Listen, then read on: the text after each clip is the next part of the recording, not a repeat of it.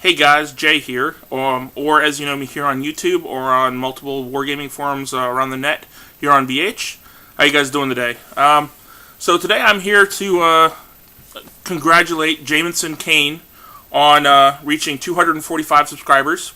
Count at 246. I just joined. So until now, I'd only heard the name before. I'd never seen any of his videos, but after seeing video responses like this one on the Joey Berry and on General Splatton's pages, I decided to check him out, and he's pretty good. I recommend you highly checking his page out. It's youtube.com/JamesonCaine, and Caine spelled C-A-I-N-E. Pretty good stuff. So today, he's running a contest. It lasts actually about a month. It started back on the 11th and runs until the 15th. And what he wants is people to do a video response to one of his posts and answer 10 questions. And I'm here to do that today. So the first question is, how did you get started in the hobby? For me, it was way back in the late 80s. I was playing Dungeons & Dragons, Advanced Dungeons & Dragons, a couple other role-playing games, and got to a point where I needed to have models in my games. And a couple of my friends had some of that era's D&D miniatures, and so I went looking for them, and I couldn't really find them at first. And I got a couple models here and there from Grenadier. The very first model I ever painted was an Orc Wolf Rider from Grenadier. I think you can find it on the Stuff of Legends website. I'll see if I can put a link in the description to it. The first models that actually really sunk my teeth into and got me interested in model gaming, however, were from GW. One, I think it was a February day back in 1989.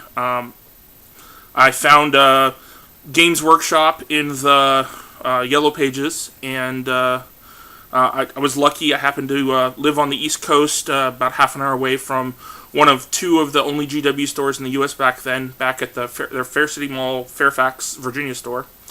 And I went and, I walked up to the front door, and I've told this story a couple times. Back when I was podcasting on the Gamers Lounge, I told this story a couple times. I think I've told it here on YouTube a few times. I walked up to the front door, and there was a display case. And in the display case, there was a rotating display of, at that time, GW's, one of their big games was called Space Marine, and Epic was really big back then. And there was a display case of Titans, Epic Titans, fighting over a ruined city, and it blew me away. And I walked in there and fell in love with the GW gaming line. Lo and behold, come Easter, my parents got me a box set of figures from them.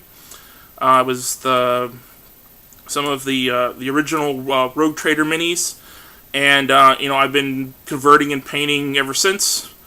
Some of my first paint jobs were the RTB-01 Space Marines. I painted them in silver and bronze and silver and gold, and really, really bad paint jobs. But it got me started, it got me interested, it got me converting, it got me painting, and learning, and here I am today, doing this, 30, almost, 24, 25 years later, and I don't see myself stopping anytime soon.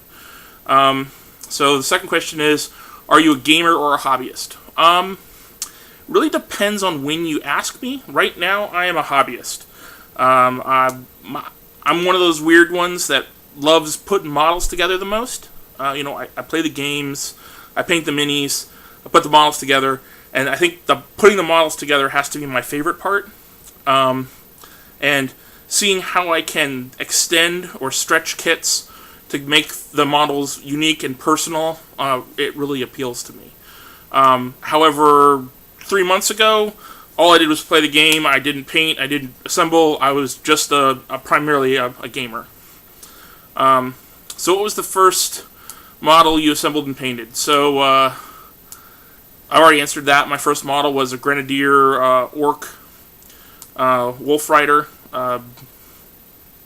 Really, my first models I really put some effort in and cared about were the Rogue Trader era medals and the GW RTB-01 plastic Space Marines. So the fourth question is, what is your favorite paint? Overall, I have to say the paints that I use the most are the P3 line. And to General Splat, if you catch this, yes, they have reformulated their metals. If you get the black label P3 metals, not the white label. The white labels are the old ones. The black labels are the reformulated ones, and they are great. They're fantastic. I can't say enough about how awesome they are. I haven't used the silvers yet. I just picked some up today. I'll probably be mentioning them in a video of mine in the near future. But yeah, so P3 is great. They mix great. They thin. You can make washes out of them. You can do all kinds of different things with them. Things that no other paint line that I've ever used can do. That said, however, I am a really huge fan of the recently discontinued GW wash line. The washes were great. I have been playing with the shades, and I picked up some of the dries today. We'll see how those go. I'm pretty happy with how the shades work so far. I do think that they aren't quite as good as the old washes were, but for what they do, they work pretty well. I also, especially when I'm painting different scale games like Flames of War, or I'm actually about to start painting a Saga army. I have been known to use Vallejo paints, mostly because I like being able to match the historical color from the Vallejo line directly to the model that I'm painting. So P3 is my favorite, followed by probably a mix of Vallejo and GW. I've used other lines in the past. One of my big complaints about Vallejo and the Model Master series are I don't like the eyedroppers. I know people love them, but I've always had them dry on me and clog, and I end up just throwing the pot away with like half full. So that's just my experience. So question 5, how would you rate yourself as a painter? Spastic Gimp or Gold Demon? Well, I'm definitely not a Golden Demon painter. I've won some local contests. It's taken me 20 plus years, but I feel I've reached a pretty good tabletop level when I paint normally. My speed paint, I'd probably put myself at a 4 or a 5. My standard tabletop is probably a 5 or a 6. And when I really sit down and do presentation quality, I'm probably a 7 or an 8. I've never, won a prize, but that said, I'm at a point where I feel strongly that I can, help people and teach people to paint. I'm a privateer press ganger, and that's one of the things that I really love doing in the hobby is, giving people tips. There's lots of stuff I'd like to learn, but right now, I haven't. I think I've hit a pretty good level. I'm definitely trying to push myself to get better, though. So number 6 is what are your goals as a painter? Well, there you go. There are some techniques that I haven't mastered yet. One of the big ones is non-metallic metals. Just can't get my head around how to do the light blends correctly. So that's a big one I want to learn. I'm starting to play with colored metals, where when you use a regular metal color, you mix a little bit of a color into it to create shading and some contrast and interest in the color, besides just using layers of different levels of color and washes. So I need to learn some more how to do that. I definitely want to learn how to do... I definitely think I need to learn how to improve my face painting and flesh painting. I used to do that really well, and then I sort of got into the quick and easy GW, paint a layer, wash, layer, do a layer, and you're done kind of method. And I don't really like that. So I think flesh and faces are something I'm going to concentrate on here for the next couple of months. And that means doing eyes. I think I can do eyes. I paint eyes pretty well, but I don't like to because it takes a while, and you sort of have to stop yourself mid face painting to get the eyes just right. And then if you make a mistake and let wash go into them or get paint into them, you basically have to start over. And I think I hate that. So number 7 is, what does your wife, girlfriend, or other half, or your family think your hobby? Well, I don't know. Growing up, my parents encouraged me quite a bit, and they're actually the ones that got me into building, model airplanes and doing snap fit kits when I was younger. Doing, hobby kits, making World War II aircraft, tanks, stuff like that. And my father's the one that basically taught me how to paint with the old Testors oil-based paints, which is good. Once I was in high school and college and still doing it, they weren't as happy. But they've embraced now that it's part of my life. It's something I'm always going to do, and they actually encouraged me to make it a career if I can. I haven't yet, but we'll see how that goes. Otherwise, I have a lot of friends that are gamers. I tend to surround myself with anybody that I meet a person, then they're into the hobby, they become a friend of mine. That's basically how it works. So I don't have any real friends that aren't a gamer or a geek in some way, so they're all pretty accepting. Number 8, have you personally experienced any ridicule for your hobby? Yeah, I definitely have.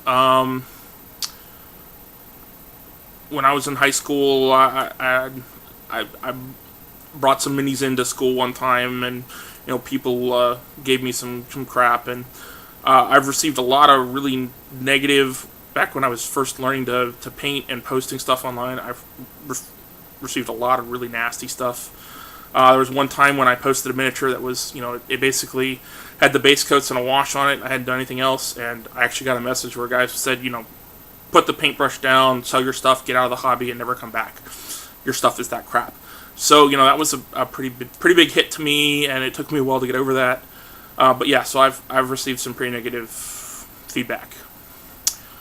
So number 9 is, have you ever thought about giving up the hobby? Yeah, I have. I put the brush down from maybe my freshman and sophomore year of high school. I did put stuff together a little bit, paint here and there, but I wasn't really into the game. It took me running into somebody else that was into the hobby that I knew at school to get me back in. I've thought about it a couple of times over the last couple of years, but pretty much when I get to a point with a game where I'm tired of it, I'm done with it, there's always some other new game or some other game that has a new edition or some new models or something that catches my fancy, and I just go to that game. So if you were talking to me 2 years ago, 40K was my game. 40K was the game. I mean, it was all I talked about, all I did for like a year and a half, 2 years. Before that, I was a privateer press ganger, so I spent 3 or 4 years just doing privateer press games during the Mark 1. And I'm back. I'm doing privateer now. My big game right now is Dust Warfare. There's constantly more and more new and better games, and it's just really up to you as a person. If you're sick of one game, go check out another game. There's always something new and better, or something different that can fill the niche and fill the requirement that you have. It's just great. So that's what I suggest. If you're sick of one thing, check something else out. If you don't have the money for it, cool. Go play computer games for a while. Go play card games for a while. Do whatever you have to do, but eventually you are going to be interested in at least something miniature model-wise, and probably that game, you'll probably pick it up again 2 or 3 years down the road. They'll do something, and there you go. So the last question is, yes or no, is there a cuter wargamer out there than Joey Warhammer? And you know what, to be honest, I had to, the reason I actually made this video is because I wanted to answer this question, and to be honest, I can say no. I have never seen a YouTube or other wargamer cuter than Joey. Yes, Joey, be embarrassed. Yeah, I think I gotta agree with you. Alright, well, thank you very much. This was fun. I'll see you guys around.